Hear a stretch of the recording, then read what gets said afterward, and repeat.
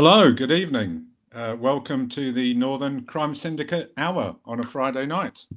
I'm Trevor Wood, and I'm going to let the other four members introduce themselves in just a moment. Firstly, the sharp ones amongst you will have noticed that there's only five of us here, and we promised seven.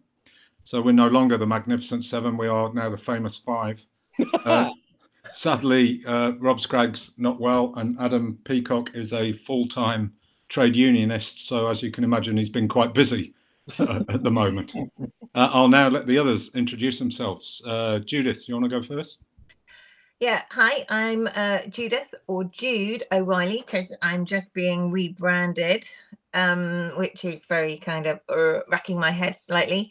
And I have written two action-adventure thrillers, Killing State and Curse the Day.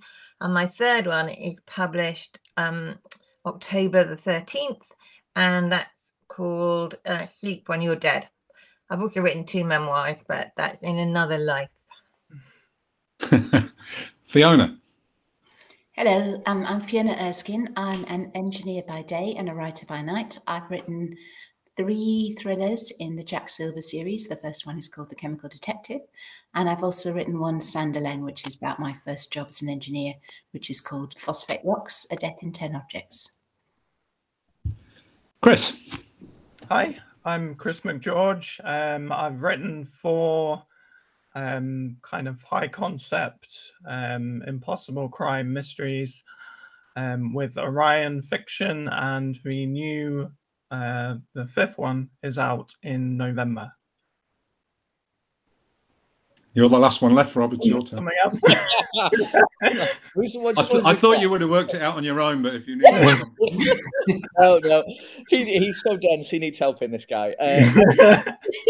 I'm Rob Parker. I'm the author of nine books. Oh, man, that's ridiculous. No, because I don't know whether. Okay, 9 books that are the Ben Bracken thrillers and the Far From the 30 Miles trilogy. I got really thrown there. Yeah, and other things. The one benefit for me of Rob Scragg not being able to make it is I haven't got two Robs to marshal around with. Yes, yeah. It makes my life a lot easier. Just to conclude that circle, I've written the Jimmy Mullen trilogy, The Man on the Street, One Way Street, and Dead End Street. If you put the same word in all your titles, they're much easier to remember, Rob. You should learn from that. We haven't seen each other for a few months now, so I want to know what you've been up to and tell everybody else what you've been up to. Let's move it around. Chris, what have you been doing all summer? So I've written a book. I've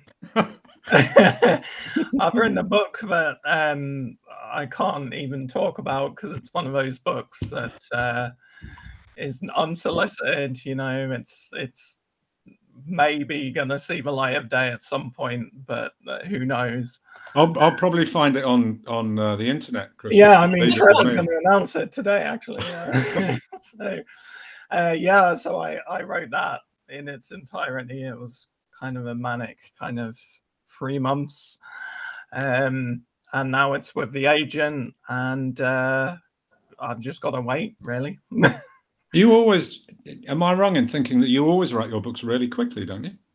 Yeah, so this one was a little slower, and probably like 6 weeks. Better for it, I think. I tried to slow myself down a bit. I aim for about 1,500 words a day, usually. Sometimes I go over, but that's the minimum. 7 days a week? Yeah. I'm just trying to do the maths. So that's about eight weeks? Yes, yeah. My maths is pretty solid, isn't it? Okay, what about you, Judith? What have you been up to? I know you've been to Berlin. Yeah, I went to Berlin a year late, actually, because Berlin was one of my settings for Curse the Day.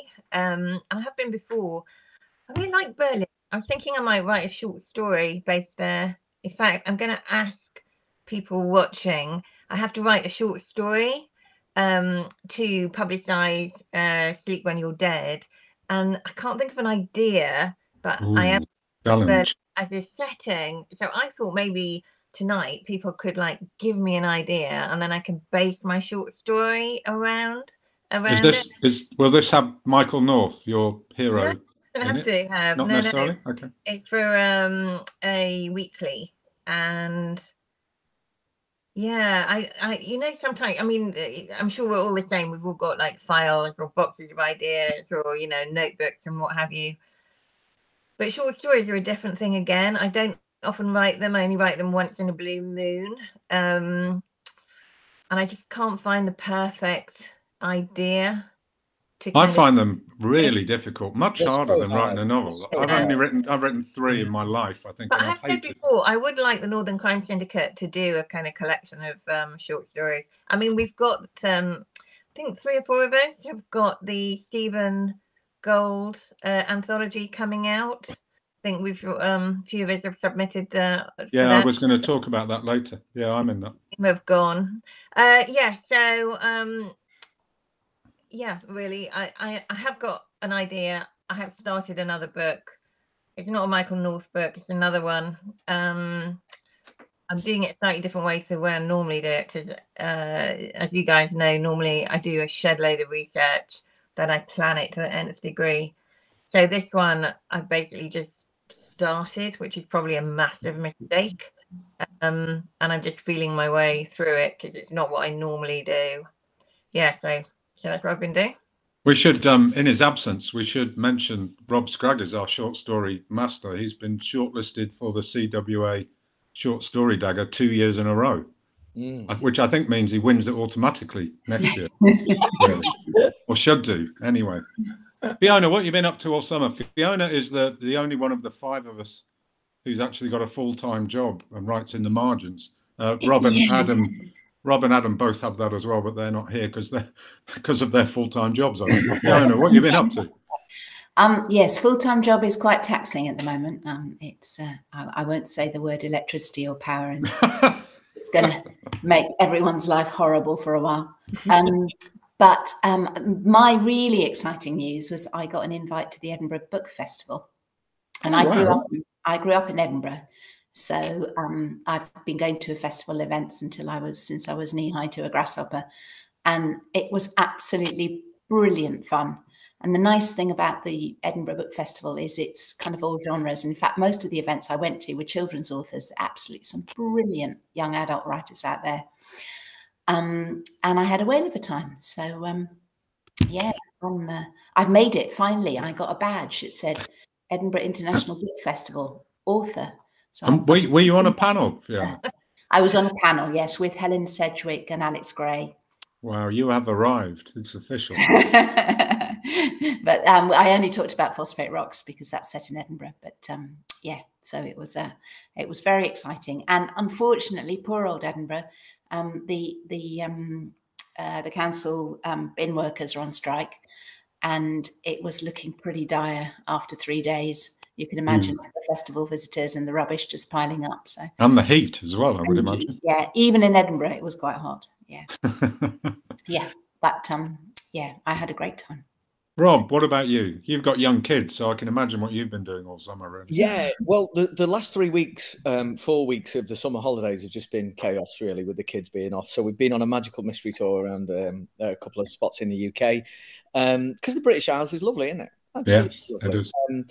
So we've been having a lovely time, and I've actually been taking a bit of a break from writing, I think, while that was happening, because just beforehand, I was contractually due to hand in the 3rd in the 30 Miles trilogy. So you've got Far From the Tree and then And Your Enemy's Closer. The 3rd one is called The Only Truly Dead.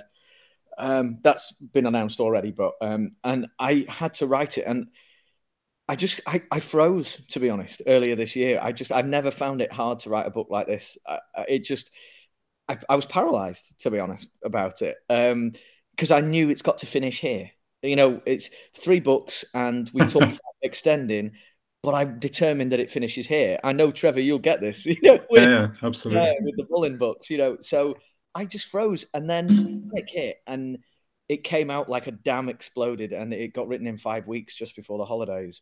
But it's a god-awful mess. So I've got to. I'm now. The rest of the year will be fixing that.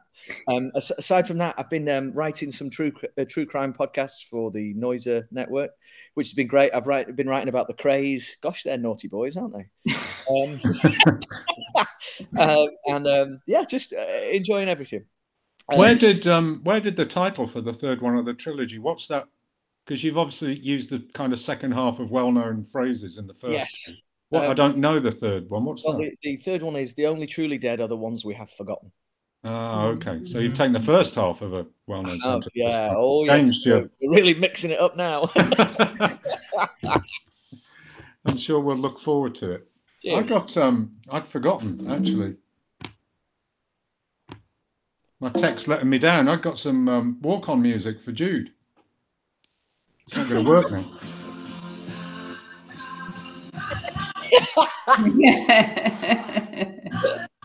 I'll take it. Yeah. I think every time you do an event from now on, that's your walk-on music. Or indeed anyone says my name.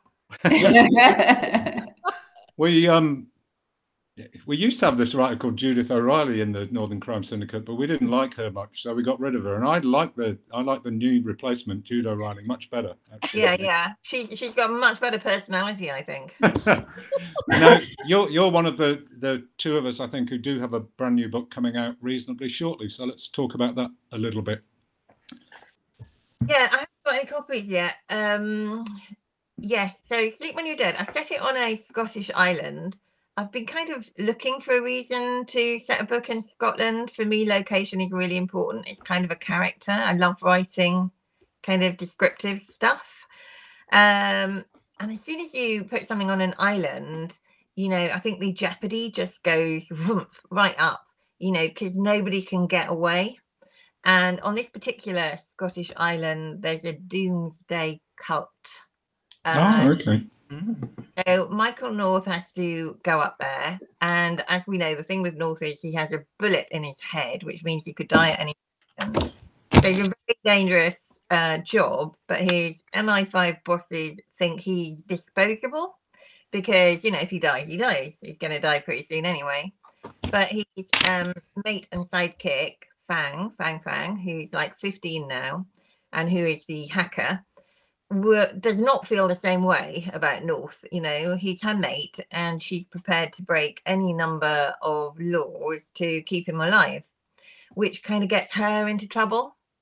So so basically you've got the doomsday cult rocking on, and then, as ever with my books, you've got a kind of political conspiracy bubbling underneath at the same time. So sounds amazing. You should you and Danny Marshall should do a panel together somewhere. I know, on Island. Everyone raved about Danny's Anthrax Island. I had to message him and say, I'm really sorry, but I'm writing my own book about Island, and I am not reading your book until mine is finished, in case it kind of feeds into my psyche. And also, everyone was saying, it's absolutely brilliant, Danny's book. And I thought, if I read it and it's better than mine, I'll stop writing mine, and that'll be the end of it. So it's taken me forever, this one, anyway. So I hope it's worth the wait. And when's it out, Jude? October the 13th. A little bit earlier in Durham, because Waterstones Durham is kind of sneaking it out a day or two ahead. So and that's hardback and ebook. I don't know if it's the ebook, actually. I haven't asked them. I think Okay. it's normally the ebook at the same time as the Well, I did my research and I've written down hardback and ebook, so I'm going with that. You know more about it than I do. And aren't you? Judith would have known. Jude's got no idea. When you said you didn't have many appearances coming up, aren't you doing Waterstones in Durham sometime soon? Yeah, I'm doing, hopefully, the local bookshops, but I find appearances, I am, congenitally shy and introvert. So I find appearances pretty agonizing anyway. I like to think I can do them, but, at some cost. So, And isn't there a UK Crime Book Club connection to Sleep When You're Dead? Yes. Yeah. So when we did an event, I think it might have been a Christmas event, and we did some kind of raffle, didn't we? Like Q&A or something, first person to reply to. Anyway, Lucy Sampson won my prize, which was to get her name in my next book. And I think that was about 10 years ago. Waiting very patiently. So yeah, and actually her character is one of my favorite characters in the book. Okay. Because she's a lady who has severe memory issues. But even so, something terrible happens to her brother, and she's kind of determined to hold people to account. She's a really nice character. She doesn't die. Oh, plot spoiler, really, isn't it? Because you've killed people with octopuses and things in the past, haven't you? It could be pretty grisly. Haven't we all? No. I like to use real life experiences in fiction. Chris, got a book coming as well. Yes. So I've got a book coming out in November. It's called A Murder at Balmoral. It's based around a fictional version of the Windsor family. And it's based in 2022, and there's this tremendous blizzard around Christmas, and it's Christmas Day. And for some reason, this King Eric has asked everyone to vacate the castle. He wants a family Christmas. He wants to be all alone. As much as he can be, he wants a traditional English British Christmas. So as much as they can, everyone, all the staff vacates before this blizzard comes in. And the only personnel left at the castle are the head of security and the head chef, who's obviously going to cook Christmas dinner for them. In amongst this, King Eric is in failing health. He's 85. He's decided he wants to step down. And through a little bit of a change to the succession rules, he kind of has a bigger say in who is the next king or queen. So after dinner, he's going to announce this to everyone. They go back to the drawing room with the chef, and the security guy has gone to patrol the perimeter in the blizzard to make sure no one's going to assassinate him or anything. And he picks up his whiskey and he starts his speech, and he takes a drink, and then he drops dead. With no way out or anything, the chef has to take it upon himself to deal with the royal family and try and get down to who killed him. So it's a bit of fun. Tell me the chef is like Casey Ryback from Under Siege. No, the chef is kind of one of my kind of characters. Excellent, that's even better. The underdog, he doesn't really. So he doesn't really. He's a chef. He's not a detective. So the reader may be ahead of him at some points, which is by design. So it's so great. It sounds so good. I'm looking forward to seeing what you do with the fictional Prince Andrew. What? Who? The fictional Prince I don't Andrew. know who that is. Sorry, you're breaking up. So yeah, it's been great. It's been a bit of a weird thing because it's out in America a few days before England. Oh, okay. And actually, American readers can actually read it now. So I have been getting some of the pre-release opinions about it, and they've been obviously nice mostly, but it's interesting that it's a very, very British book, but it's coming out first somewhere else, so it's been a weird thing. Well, if the Windsor Knot book is any guide, then crime books about the royal family do pretty well, Matt. I think stand by to be even more famous than you already are. Rob, you've talked a little bit about what you've got coming up, but give us a bit more detail. I think the second book is out in paperback soon. Yeah, it'll be hardback. Sorry, the second book in the trilogy. Yeah, second book of the trilogy is hardback, print, and hardback, paperback, and ebook all on the same day, 6th of January. And the third of the trilogy will be out in spring on Audible, and then spring 2024 for print and ebook and all that kind of stuff. Because for those who don't know, Rob's trilogy was an Audible exclusive originally. That's right, yeah. And I always get so many people go like, why is it not in print? It's simply just because Audible, as per terms in the contract, wanted a year's exclusivity of it, which, hell, they commissioned it. That's fine by me. Yeah, I'm not going to quibble that. So, and you got a really good narrator. Yeah, it's really cool. So Warren Brown is the narrator. The reason that it's actually in spring next year is because of his unavailability. He's in Australia shooting a TV thing at the moment. So it's cool. I went for a beer with him earlier in the year. He's a top man. Yeah, good guy. Really and have you met Idris yet? No, although I was in Ibiza for a stag do earlier this summer, and I was like, this. I've got to be honest, this wasn't really my scene, but I wanted to commit, so I committed. And I was in this club, and someone said, "That's Idris Elba on the decks." I'm like, "Is it?" And I look over, and oh yeah, it is. So, I've been in the same room as him, totally unconnected. So yeah, no, that's cool. Other stuff that's going on is I've had just like Chris was talking about before, a spec project where you've got it's like an itch you've got to scratch, isn't it, Chris? Where you've got a new idea, you just want to write it, and you don't know whether it's going to come out anywhere. I finished a book last summer, and it's been it's been just picked up for yesterday. An offer came in for it. So oh wow, fantastic! Congratulations. We've not actually accepted the offer, but we are just, it's going to find a home. That's the thing. It's just. Can you talk a bit about this book, or are you keeping it? Yeah, it's called The Riverman, and it's about so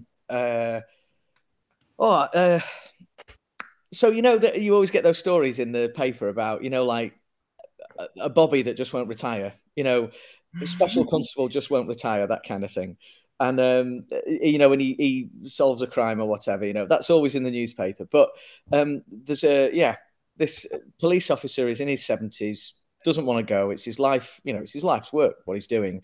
So now he's a special constable who's only really wheeled out to do school talks and stuff like that.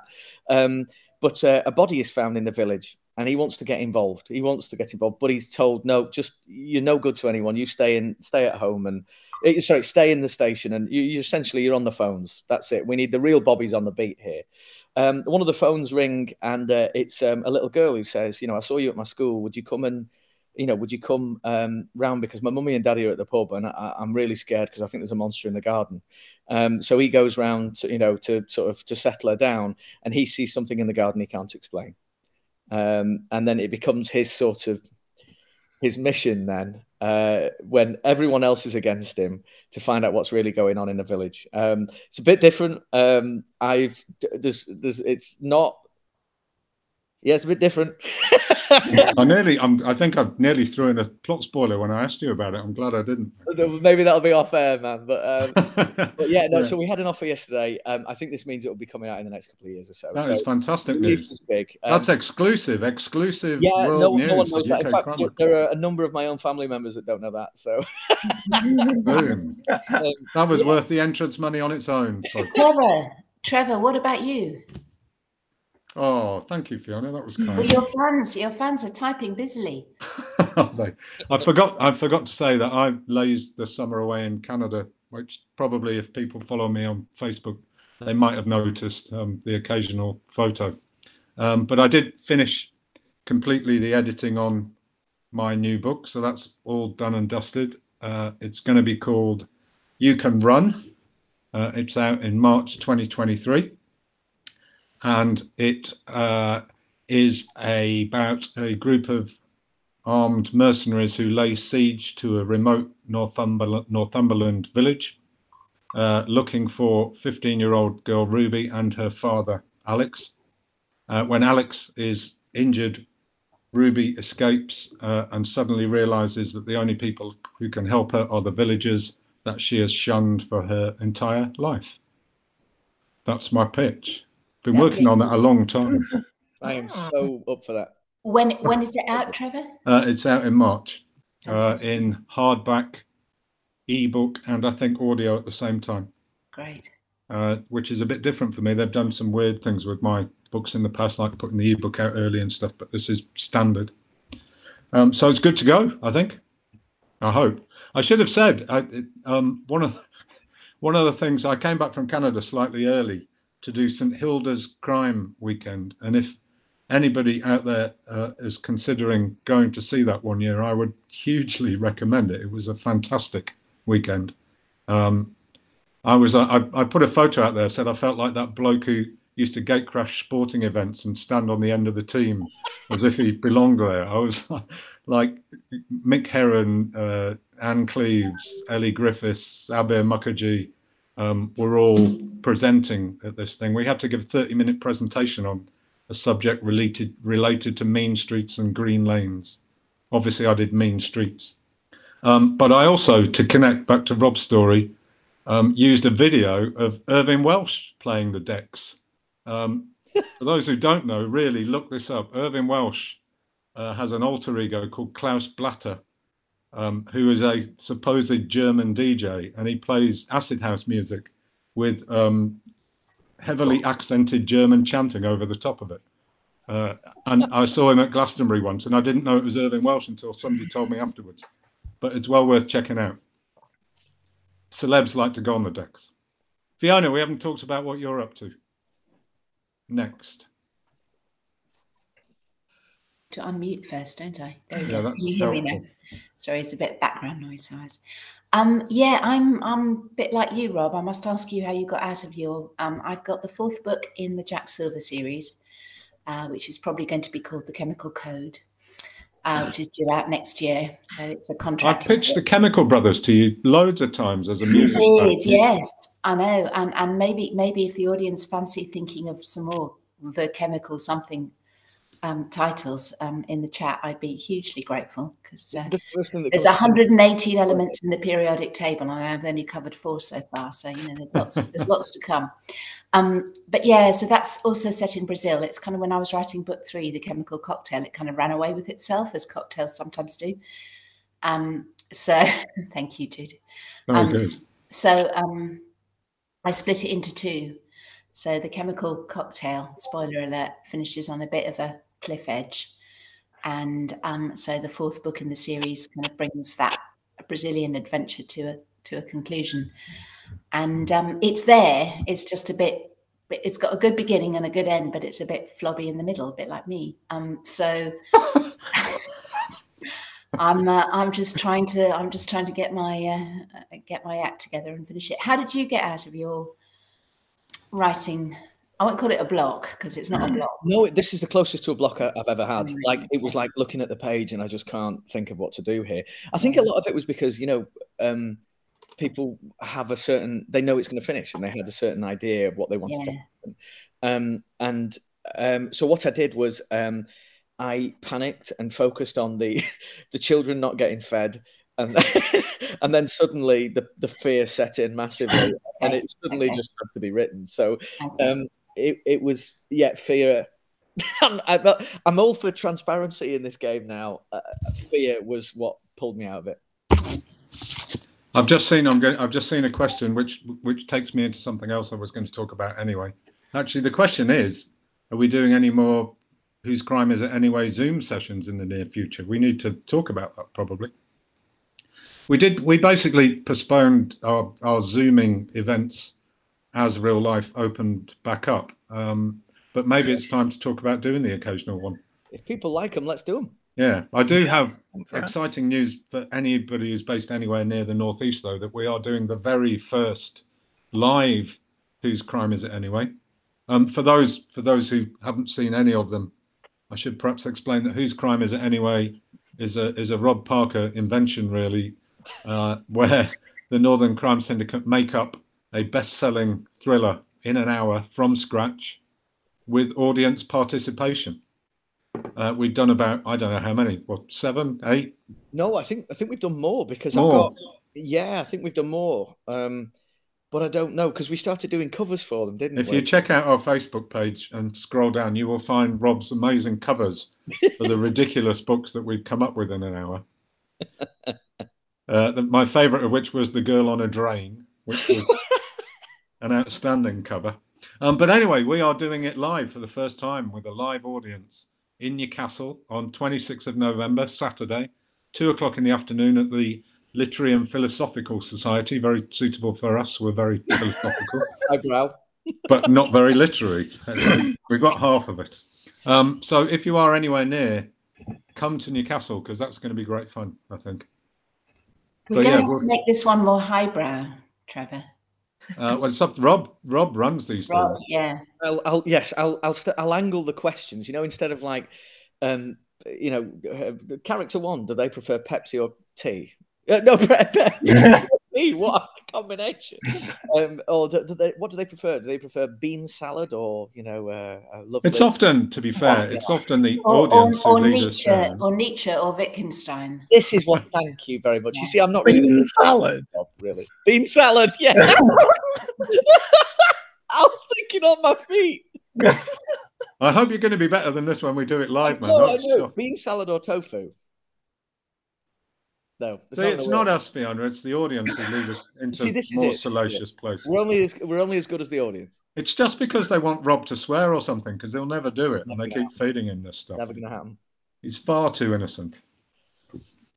So let's recommend some books. What are you reading at the moment? What are you reading, Chris? I'm reading Miss Aldridge Regrets by Louise. Oh, Hare. really? Lou Hare's book? Yeah. Trevor Wood liked it. It seems. Am I on the cover? Yeah, you are. You're on the back. Yeah. That's cool. So what did I say? What did I say? Remind me. You said a sublimely told murder mystery which oozes class in every sense fully deserves the Christie comparisons. Yeah, it is very Christie-esque. Yeah, I've literally just started it, but I'm liking it so far. I'm actually on a panel with Louise at Capital Crime. So that's, Oh, I didn't realise you were on the same panel. Yeah, getting through my TBR and seeing who I'm. I think Lou is doing Newcastle Noir, I've heard on the grapevine as well, which would be great. So yeah, that's a really good book. Yeah, so yeah, I'm loving it so far. Yeah. What about you, Rob? Sorry, I picked the wrong moment. I chose you deliberately because you had a beer in your hand. Did you? Yeah, absolutely. Right, Trevor, spoiler alert for the listeners. Is this the one we talk about crime or the one from another genre? You can do whatever you like, mate. Right, I'll stick with crime for now because I've got the other one sorted here. Okay. I just recently finished All the Wicked Games by Lauren North. Oh, yeah, I've read that as well. Yeah, really, really super. Lauren's books torment me so much. Like they get right under my skin, and it's the tension and relatability of the characters as well that, oh dear, I feel so tense as I'm reading them, and that's just what you want out of a tightly woven thriller like that. So yeah, All the Wicked Games I think is out now actually, so it's super dupes. Go grab. Yeah, I read the proof a couple of months ago, I think. It was terrific. It's very creepy. Oh yeah, and I had no idea what was coming. I couldn't work it out at all. Yeah, no, me. It's very good. What about you, Fiona? You reading anything at the moment? So the crime book, I've been reading Dead Rich by William Shaw. Oh, William Shaw. Which is fantastic. I love everything. You got it too. I love everything that William Shaw writes. But Dead Rich is his first under G.W. Shaw, and it's the kind of first sort of straightforward thriller. And it's set on a super yacht. It's set on an oligarch's luxury super yacht. Chris. Hi. And it's brilliant. Don't know where that came from. Someone just say Chris? Yeah, I did. But I don't know who it was. It was me. That was weird. It was me messing with the tech. I'm so sorry. Was it? I didn't mean it. I'm sorry. William Shaw was at St Hilda's as well, Fiona. He's a great guy. I'm going down to Brighton. Lovely guy. Really is, isn't he? I'm going down to Shoreham to do his Shoreham on Sea festival in November.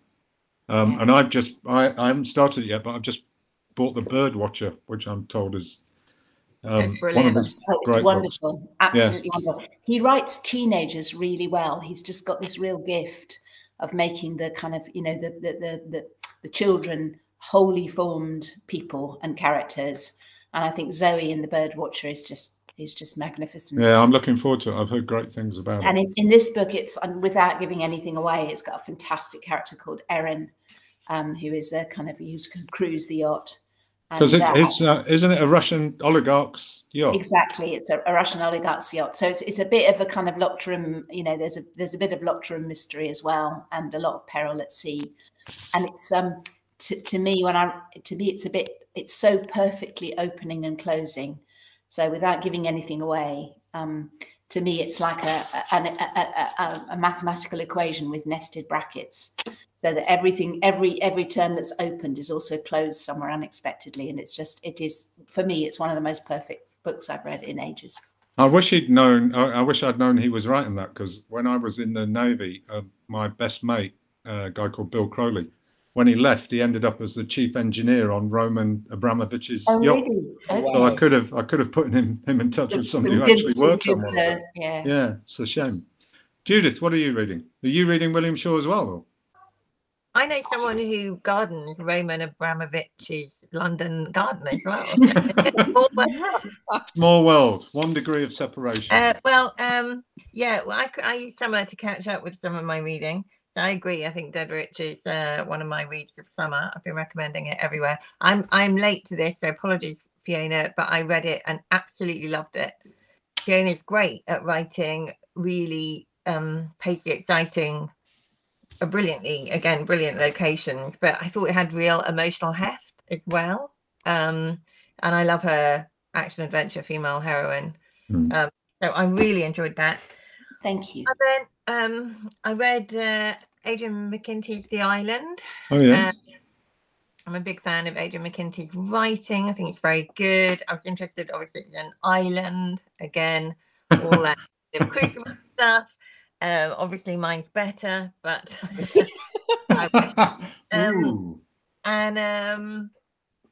yeah, at the minute I'm reading Nora Roberts, who has sold a gazillion books, who is massive, who writes kind of romance mysteries or mystery romances. Anyway, I've read one before, but I thought I would give it a go. And yeah, because I think you can always learn from people who sell an awful lot of books, and I think it's really good. You know, the characters hold you immediately, you know, right from the get-go, which I think is normally a sign that a book is good. Yeah, absolutely. How fast it happens as well. You know, literally, it's like the first couple of sentences when a book is good. I don't know if it's the rhythm or the characters or just the whole sort of, you know, mishmash of it. But, you know, you just relax into the book. I'm very sorry to interrupt. I've just seen that William Shaw is here. He's watching. Oh. Good job of saying really nice things about him. Yeah, he's the guy saying, "Oh my, how kind of you," because all we can see here is Facebook user. Just sideways, and it is William. So it's great. It's great to see you, William. Really Hi, William. Nice to see you again.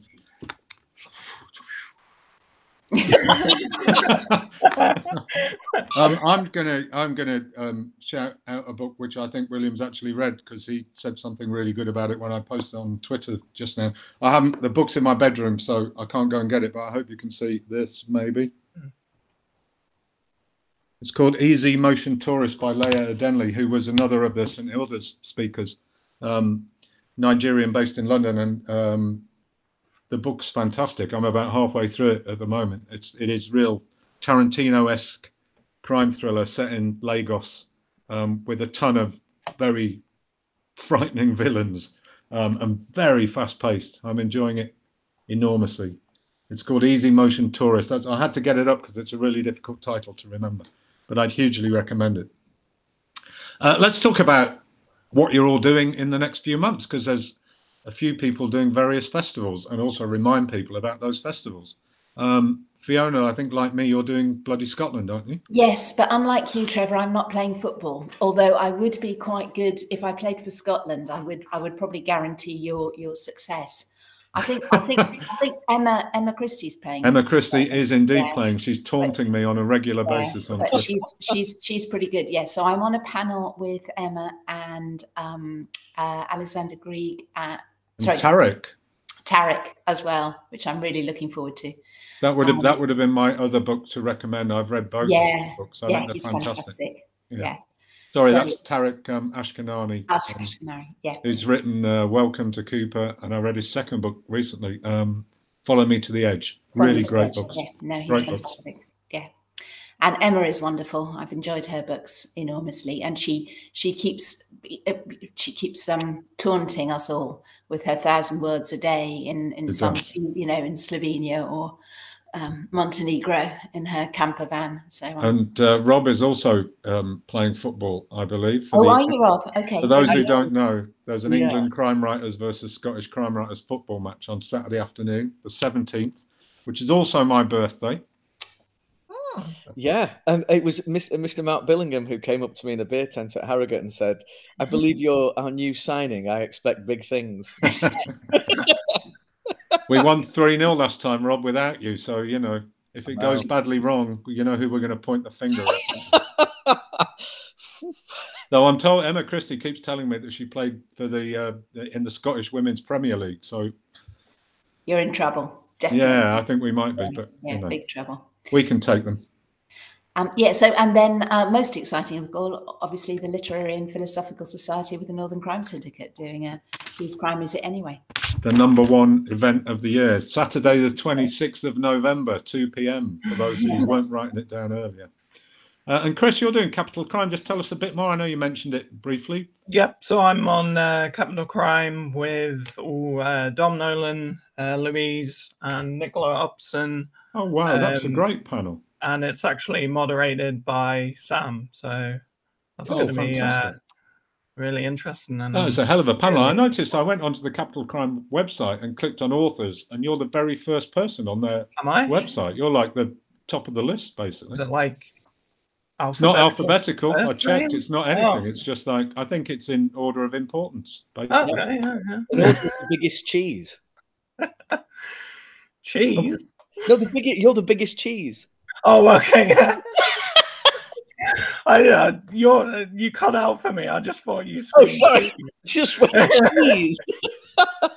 Just also a quick reminder of other events to look out to. Newcastle Noir is on the 9th to the 11th of November. Whether or not any of us are doing panels, I think is up in the air. They haven't announced the details yet, but I'm pretty sure we'll all be there at some point in the weekend. So I'd highly recommend that. And much further ahead, if you haven't booked already, get your tickets booked. 4th of March next year, Bay Tales in Whitley Bay. Brand new festival, started last year, was fantastic last year. Big turnout, loads of writers there. Very reasonable price, something like 30 quid for an all-day ticket. Well worth going to, and Whitley Bay is stunningly beautiful. So go there. I just saw a question. Any recent numerous or strange reviews for your books? Anybody? Chris, what have the Americans said about Balmoral? I've had loads of recent reviews. I'm trying to think of any standout funny ones.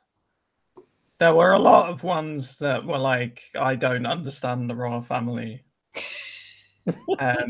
Nobody does, Chris. Nobody does. No, I think they thought they were all real people. Because they were like, oh, I don't know any of these characters. So I didn't really get Did they say, you're just making this up? So I don't think they knew that it was a fictional royal family. Strange reviews for your books. There's always weird reviews, like it arrived damaged or something. Yeah. Which is just my stupid. favorite ever review that I got wasn't for a book. It was for one of my plays, play called Dirty Dusting, which was reviewed in The Guardian. And the guy said, the writers set the bar really low and yet still managed to limbo dance under it, which I've always treasured. I was very proud of that. I don't think he meant it as a compliment. I'll read you my last review on Amazon of Curse of the Day, which was boring read, 1 star. Gave up after reading only a quarter of the book. Quarter misspelt, let me tell you, with an H instead of a U. Okay. Yeah, can't do. Blah blah blah. Very slow and disjointed start. Didn't inspire me and wasn't wrong. That start, a man attacks a woman in a bath and the woman turns the tables and kills him. And it's like a very slow start. What? That is bizarre. I remember that start. It's instant. Exactly. That wouldn't be PW by any chance, would it? Because No, Jill R. Shall I see what else Jill R is reviewed? That's always the best thing. I got my first 1 star. I'm quite proud of this one. It says boring. I thought this sounded like a good read, but found it quite dull and not very engaging at all. The first book in a very long time that I couldn't wait to finish. Don't finish. If you don't like it, just put it away. Yes. Yeah. I got a 1 star for Far From the Tree, which just said awful. The hero was an idiot. If police call that useless, I despair. And the name of the reviewer was Mrs. P. Oh. As in, was that my wife? I feel a bit better, Rob, because my reviewer also reviewed a watch battery and said that it didn't meet expectations and gave false statements. So I'm obsessed now about the watch battery because I want to know, how can a watch battery not meet expectations? I mean, either it makes your watch tick or it doesn't. I mean, batteries don't make your watch go faster or slower. So it's a kind of digital 1 or 0, either or. Yeah, it's a very binary outcome, that, isn't it? And it got 3 stars, even though it didn't meet expectations. I got 1 star for having boring explosions. The watch battery that gave false statements and didn't meet expectations got 3 stars. How is that fair? But you're not bitter or anything. No, not upset at all. And if Rob, tell us, Rob, you haven't mentioned your Manchester Library events, which look fantastic. Yeah, of course, yeah. So anyone who's in the Manchester area and beyond, I mean, you know, wherever you are from, come up to Manchester. Usually last Thursday of every month, we've got Manchester Libraries they approached me with this idea, and I can't believe they're letting me do it. It's just bananas. So once a month, I get to, get in touch, get 3 authors to come up. We like to feature local voices, but diverse voices and blockbuster names to sort of pull the curtain back a little bit. There are a lot of misconceptions about this industry. People seem to think that, we live a life at Riley and drive around in Lambos, and yes, you, Jude. Yes, it is you. But it's not like that, and the industry is bananas on the inside, and it's been a lot of fun. Really, really lots of fun. So the next event is next week, actually. So September the 1st. We've got Miranda Dickinson, who's been writing as MJ White. We've got Paul Finch, and we've got Adam Simcox. Lasts a couple of hours. 8:00 finish. So you can all go get your trains, or if you prefer to go to the pub, we can always do that. Rob, invite me. No one's inviting me into any panels. I would come along to the opening of a paper bag. I haven't actually approached you guys yet, but I've pitched December's event as a northeast takeover.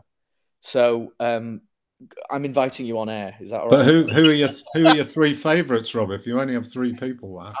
I have a workaround with this that I need to put to the library. You better, because I want us all there. So I'm working on it. You know what it'll be? It'll be I won't take a fee on this one. Something like that. We'll have a whip round for you, Rob. No, thank you very much. No, but yeah, please. It's really, really great. He's going to bring his kids to beg outside just to raise a bit more money. Beg? I mean, they're already eating beans and wearing jumpers for the rest of the year. They're going to need to wear a lot of jumpers if things carry on like that. They know this expression now. Like if they ask for something, it's like, does Daddy need a bestseller? Yes, Daddy needs a bestseller. It's just around the corner, man, I'm sure. Sam Brownlee says that the Manchester event is fantastic. Thanks, Sam. I know she's been to a few. We also haven't mentioned, I'm not sure how many of us have got short stories in it. I think Judith? The Gone anthology that Steve Gold's? Yeah, that we mentioned earlier. Yeah, I put forward the short story that got runner-up in the Glenfiddich. Not Glenfiddich, the whiskey glass contest. Yeah, which again is based on a sinister Scottish island. And a girl goes out to the island to become a marketing manager.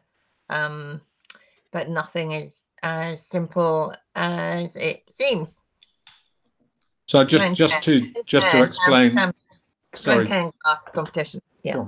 Just to explain, Red Dog Press are producing an anthology called Gone. All the stories in there are built around that one word title, I guess.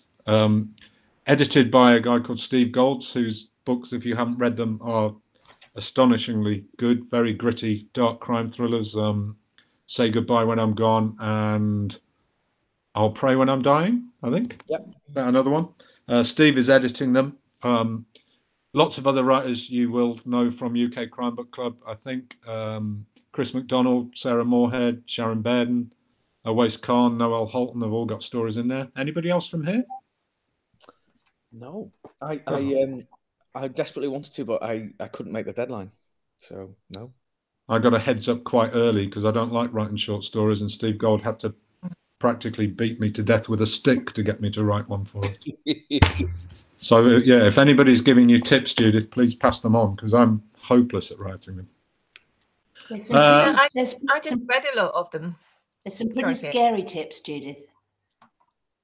I just read a lot of them when I wrote a few. I mean, read a lot, you know. I think you got a lot of idea pitches in the chat room. Have you seen them? Some very scary ones. Oh, really? Okay. Read some out, Fiona. Oh, I'll have to work out how to go up. Hang on a second. We have the technology. We have the technology. I've got a dingy nightclub with sticky carpets would make a nice scene setter. Yeah, stuck in a Berlin jail and trying to escape. Ooh. So Donna Morpher said, a dog sitting by a dead body missing his head. The dog? You can't do that to a dog, Donna. That's wrong. What is crime writing? Oh, no, it's not the dog's head. Relax. It's not the dog's head. You can take humans' heads off all day long. That's absolutely fine. A dog sitting by a dead body, missing his head, got something in his mouth that's a clue. But if the dog is, who's got where's the item? Whose mouth is it in? Is it in the missing? The clue is not in the missing head, Rob. I don't know who's got the missing head.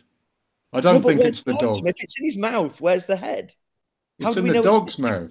The clue's in the dog's mouth. Yes. This is like Who's Crime all over again. It is. Donna, come along to one of our Who's Crime. Those ideas will be great. I can't see any more. I think we've got about 5 minutes left, people out there. If you've got any questions. There's a question for me.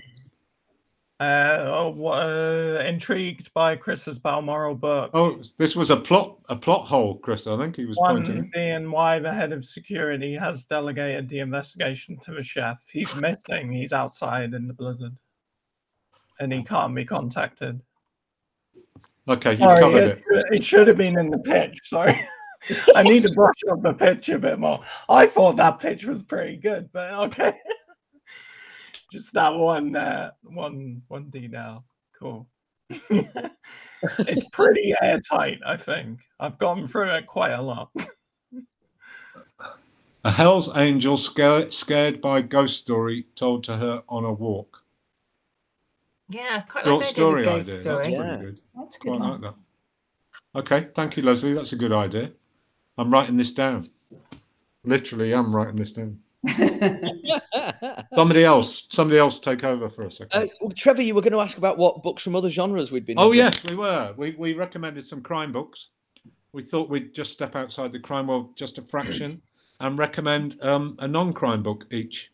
I don't mind. So, okay, go on then. What we got? I can't really. Tasting Sunlight. Does that say? Yeah. So I'm a huge fan of Arenda books. I love their crime books, but actually I love everything they publish. So I've got an Arenda subscription and I never know what I'm going to get.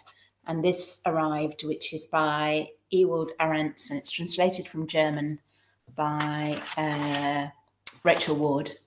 Fantastic translation, so you don't notice at all.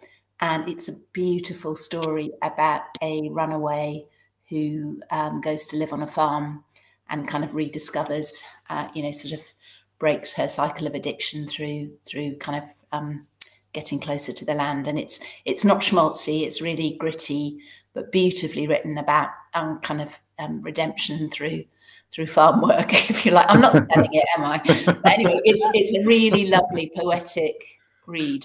All the people have left the chat room, Fiona. I don't know what you were doing. Sorry. And also, I should mention that Karen Sullivan and Arenda Books are the sponsors of the England Crime Writers team. So you've got to support us. Okay. We are Team Arenda. I think Karen's amazing. She's just a force of nature. She is an outstanding publisher, I think. I'm going to throw in a mention for my good friend. It's not nepotism. She just writes brilliant books. Fran Quinn, who wrote The Smallest Man, which was a wonderful book about a dwarf adopted by the Queen, based on a true story. Her new book, That Bone Setter Woman, again based on a true story about the first female bone setter back in the day, is even better than The Smallest Man. And I didn't think I would say that, so I'd hugely recommend that. Jude, you had a book? Yeah, I've got two actually. Anne Tyler is just like such, writes so kind of purely that it's just a delight. And it's about kind of, her books are about kind of small lives, but just beautifully crafted, and about, life with a capital L. And then I do love Sharp. Oh yeah, okay. Rob and I, like action adventure heroes, and they're historical, but I mean the guy just has, a macho hero nailed down. Okay, we've got 2 minutes, guys. So Chris, Rob, quickly. So I've got Near the Bone by Christina Henry, which is it's got more horror-y kind of tropes, but it's way more than that actually. And it's one of those examples where something that is commonly overlooked as a genre book is so much more. So this is super powerful female protagonist who starts out as someone who says that she's a nothing and nobody. She lives in a cabin in the woods under the absolute control of her husband. Things aren't as they seem, and there is a dark force in the woods around them that sort of gives birth to her awakening. As a dad to young girls who will not be able to read this for many, many years, I really, really, really dug it. So it's really, really great. So yeah, so much more than just a genre book. Okay, fantastic. I've never heard of that. Check it out. Chris? I haven't got any here, but I've been reading Japanese horror manga by Junji Ito. Just amazing stuff, and there's so many volumes I've gone through because it's so quick. And also Heartstopper by Alice Oseman, I've been reading quite a bit. Yeah, quite a few kind of graphic novels. Okay, we have a couple of people saying keep doing the Zooms, so we probably need to talk about that. We could easily set one up. Yeah, okay, we will. Let's make a vow. We will do the Zooms again. They are good fun. Judith is going, no. No, I'm doing like cross our heart, hope to die. Oh, really? Okay. I thought you were doing I'll talk to you afterwards signs there. That would be We haven't been consulted on this. Maybe we should see how the live one goes, because we're a bit rusty. No, I want to do them. Maybe we should do a Zoom one to practice for the live one. Shall we?